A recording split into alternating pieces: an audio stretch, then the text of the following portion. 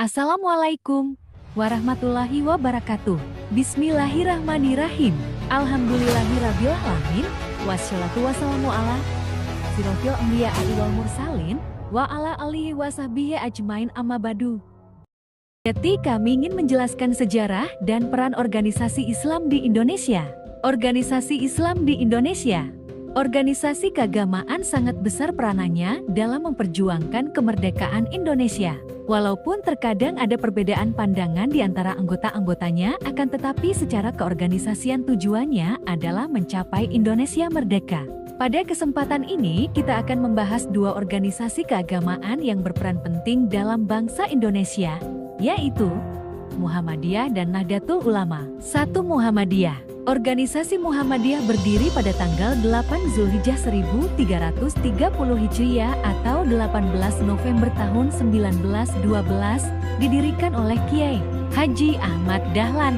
Salah satu kata-kata motivasi Kiai Haji Ahmad Dahlan adalah, janganlah kamu berteriak-teriak sanggup membela agama meskipun harus menyumbangkan jiwamu sekalipun. Tapi beranikah engkau menawarkan harta bendamu untuk kepentingan agama? Peranan Muhammadiyah di awal kemerdekaan. Muhammadiyah telah melakukan perintisan atau kepeloporan pemurnian sekaligus pembaruan Islam di negeri berpenduduk terbesar Muslim di dunia. Peranan Muhammadiyah pada masa penjajahan Belanda yaitu mencerdaskan rakyat Indonesia dan meningkatkan kesejahteraan mereka. Muhammadiyah mendirikan sekolah, rumah sakit, panti asuhan, hingga perpustakaan. Muhammadiyah juga membantu merumuskan dan menetapkan dasar negara Indonesia merdeka. Peran Muhammadiyah di era sekarang, mengadakan dakwah Islam, tentunya dengan metode yang modern dan memanfaatkan teknologi, memajukan pendidikan dan pengajaran agama Islam maupun pengetahuan umum lainnya, mendirikan tempat ibadah dan wakaf, mendidik dan mengasuh anak-anak pemuda agar kelak menjadi penerus generasi. 2. Nahdlatul Ulama. Organisasi NU atau Nahdlatul Ulama didirikan di Surabaya pada tanggal 31 Januari tahun 1926. Dua tokoh penting dalam upaya pembentukan NU adalah Kiai Haji Hasyim Asy'ari dan Kiai Haji Wahab Hasbullah.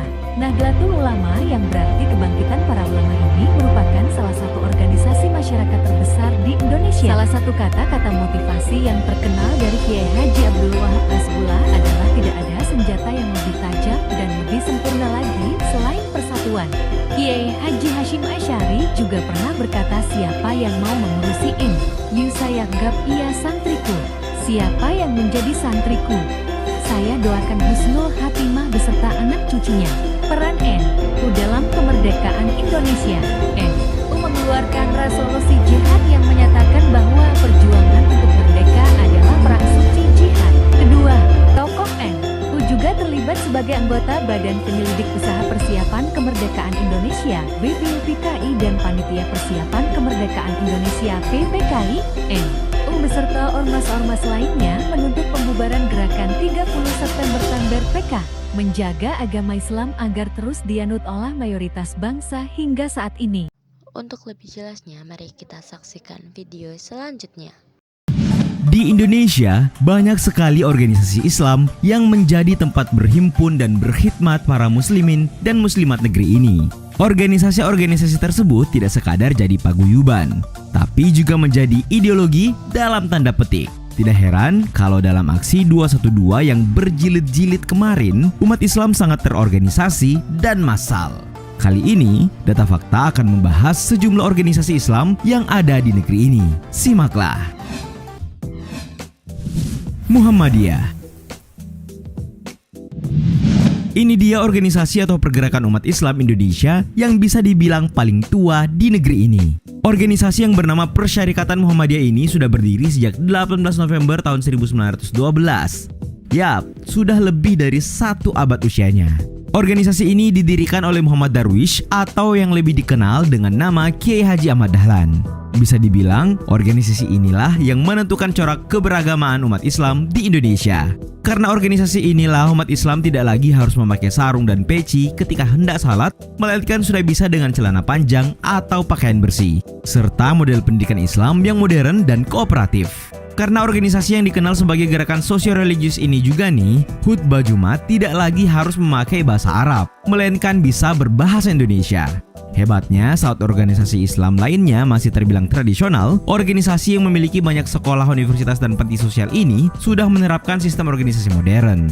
Di awal berdirinya, Muhammadiyah sudah mendirikan organisasi pergerakan perempuan yang berpandangan bahwa perempuan dan laki-laki memiliki hak yang sama dalam berdakwah dan beramal salih, bernama Aisyah. Muhammadiyah juga di tahun-tahun awal berdirinya 1 abad lalu sudah menerbitkan majalah yang masih eksis hingga kini bernama Suara Muhammadiyah.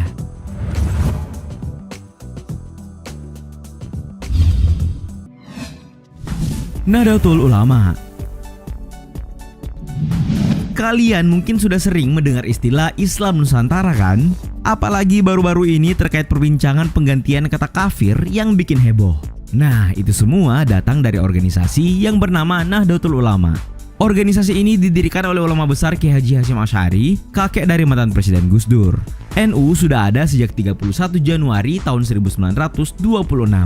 Organisasi ini bisa dibilang yang terbesar di Nusantara ya. Sampai-sampai ada anekdot yang berbunyi kalau umat Islam Indonesia itu kalau bukan Muhammadiyah pasti dia NU. Ya, organisasi yang bermazhab atau menganut ajaran-ajaran Syafi'i ini juga dikenal sebagai organisasi Islam yang paling kuat pengaruh politiknya. Bahkan organisasi ini pernah menjadi partai loh. Selain itu, kayaknya bisa dipastikan deh kalau pejabat menteri agama di negeri ini biasanya dari NU. Kalian juga masih ingat kan drama penggantian bakal calon wapres pendamping Jokowi secara tiba-tiba? Nah, menurut penjelasan Mahfud MD yang diganti di menit-menit terakhir, ia diganti karena dianggap bukan NU tulen. Nah, ini menandakan betapa NU punya pengaruh yang besar dan kuat dalam perpolitikan negeri ini.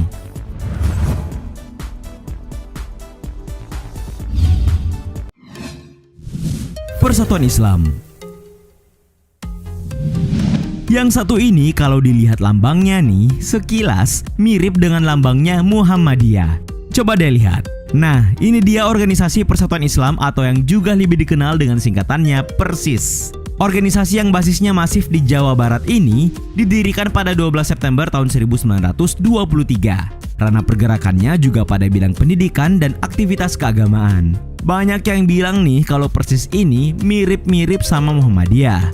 Soalnya organisasi ini juga dikenal gencar memberikan pemahaman Islam yang sesuai dengan Quran dan hadis sahih. PERSIS yang berpusat di kota Bandung ini tidak sepakat dengan pemahaman Islam tradisional yang dianggap sudah tidak orisinil karena bercampur dengan budaya lokal. Tidak cuma itu, PERSIS juga menentang sikap taklid buta dan sikap tidak kritis. Tokoh PERSIS yang terkenal di Indonesia seperti cendekiawan Muslim Kiai Ahmad Hasan yang juga dikenal dengan nama Hasan Bandung atau Hasan Bangil.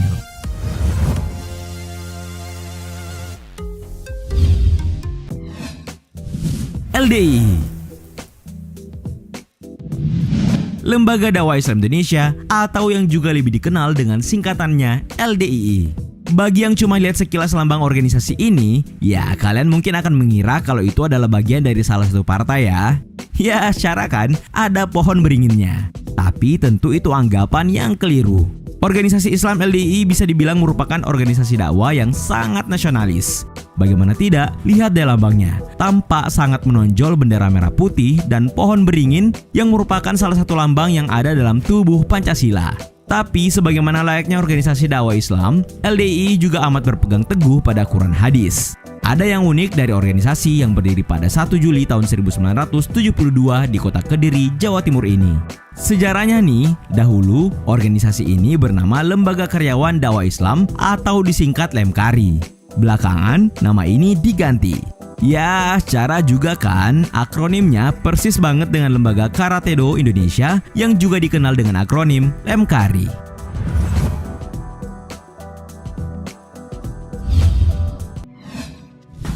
DDII. Kalian mungkin sudah tidak asing dengan nama cendekiawan Muslim Muhammad Natsir. Guru bangsa ini merupakan pendiri sekaligus ketua pertama organisasi ini. Muhammad Natsir yang diakui sebagai pemikir modern Islam ini juga diketahui sebagai mantan Perdana Menteri Indonesia dan pendiri sekaligus pemimpin Partai Masyumi pada tahun 1949 sampai tahun 1958. Sosoknya yang negarawan sekaligus ulama ini memang selalu gatal untuk berkontribusi demi kemajuan bangsa dan agama Islam. Karena itulah, pada tanggal 26 Februari tahun 1967, Muhammad Natsir kembali mendirikan organisasi baru yang bernama Dewan Dakwah Islamiyah Indonesia atau DDII. Organisasi Islam ini mencita-citakan terwujudnya tatanan kehidupan yang islami dengan menggiatkan dan meningkatkan mutu dakwah di Indonesia berasaskan Islam, takwa, dan keridaan Allah Ta'ala. Kini, DDII sudah tersebar ke seluruh penjuru tanah air, yakni di 30 provinsi dan lebih dari 100 di kabupaten dan kota.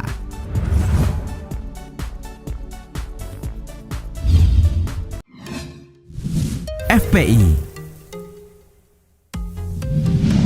Nah, kalau yang satu ini belakangan bisa dibilang yang paling rame diomongin orang ya. Apalagi sosok pemimpinnya yang belum kembali ke Indonesia setelah sekian lama pergi ke Arab Saudi. Yap, inilah Front Pembela Islam alias FPI yang diketuai oleh Rizik Syihab. Organisasi ini diketahui sebagai salah satu ring utama pendukung calon Presiden 02 Prabowo Sandi dan penggerak aksi 212 yang berjilid-jilid itu. Ya, pergerakan FPI memang sangat membekas ya. Setiap kali beraksi, para anggotanya yang disebut sebagai Laskar FPI seringkali menjadi sorotan media. Sebut saja saban kali FPI merazia tempat hiburan malam atau warung makan yang buka selama bulan Ramadan. Gerakan mereka ini diyakini sebagai bentuk amar ma'ruf nahi mungkar. FPI didirikan pada 17 Agustus tahun 1998. Dan harus digarisbawahi nih, kalau aksi organisasi ini bukan cuma razia-razia ya, tapi juga bergerak dalam bidang sosial kemanusiaan.